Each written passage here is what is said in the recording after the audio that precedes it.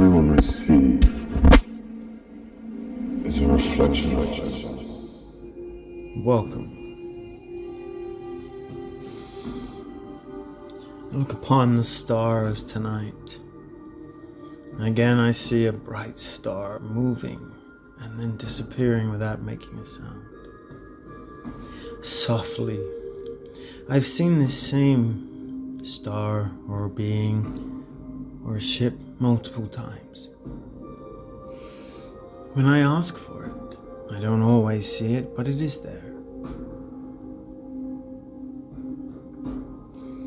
Confirmation to moving on the right path, in the right direction, that we have our friends that are there for us. So why? Why now? Is it help?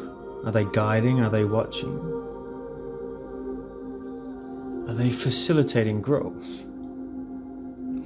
I like to look at it, and if you look at upon where the culture is currently heading, from Schumann resonance to frequencies and solar rays, and just the general gist of how people react, the anthropology of things or social sciences.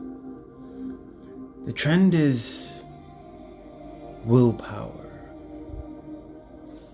A lady once said on a TikTok whether you value moral over value or your values over morale, as I like to say.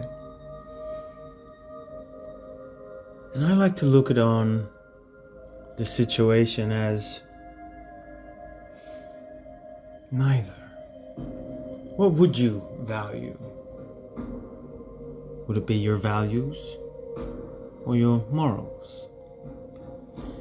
And I sat there and I asked this question to myself, and I thought,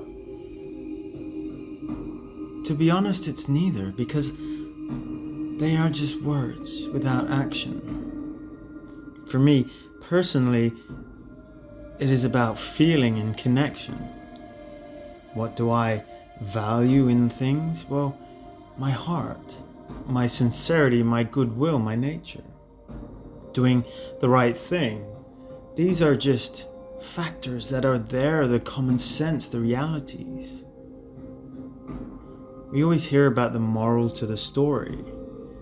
But you see, sometimes negative things need to happen, or you have to do the wrong thing to achieve the right. But you uphold your values because that is what you believe, or that is what you've been told. So it's all just a mishmash or a mix-up of words and items that we've been taught. So I would believe in neither. I would say it's not necessarily actions that dictate it. No, it's who you are. That inner or outer understanding of what it is we represent to ourselves. And it's just the pure knowledge of knowing and understanding and just being genuine. It doesn't have to have a moral or anything. It's how you uphold yourself. Doing what is right without knowing or putting a label attached to it. But it seems a lot of the videos and areas that are being highlighted or shown to us are talking about willpower and change and removing those habits that no longer serve. And it has been a long, drawn-out episode, yes, I admit. It's sometimes just hard to keep doing it and to keep pushing. And I think when we look at it, it is all about the willpower. Those things that we are reluctant to change or to grow with or to remove from us. Whether it's lethargy or laziness, whether it's social habits or standards, or maybe we enjoy it. All of these factors have been there to stop us from achieving what it is that we want. Not through fear or emergency. No, it's willpower. The willingness to want to change, to see better. It doesn't make it any easier. It doesn't. It's just as hard to remove those things that give us comfort, to remove those things that we so long for and deserve and desire for ourselves. But that's just it. That is the condition. That is the social areas of our life that is being controlled. We are the ones who allow it to happen. We are the ones that choose to allow it to happen. This is the message and the motto that they are trying to get across to us. Yes, we can do it. Yes, we can remain steadfast and strong in our pride. We can take risks and try. If we fail, we try again. Until we find the reason and the understanding of why it is that we do it. Sometimes people fight it like they're fighting an oppressor. And this only stops it because it's not who you're fighting. You're not fighting the system with the habits that you create. You're fighting yourself. But you're not fighting. You're allowing because you are choosing to do the habit. And that is the definition of will. The willpower to not choose to do it. To find that inner knowing, that inner self, to avoid doing it. Then, when I used to quit smoking, I tried for a long time before I finally did, I always found, because I wanted to meet a partner who also smoked and we could quit together.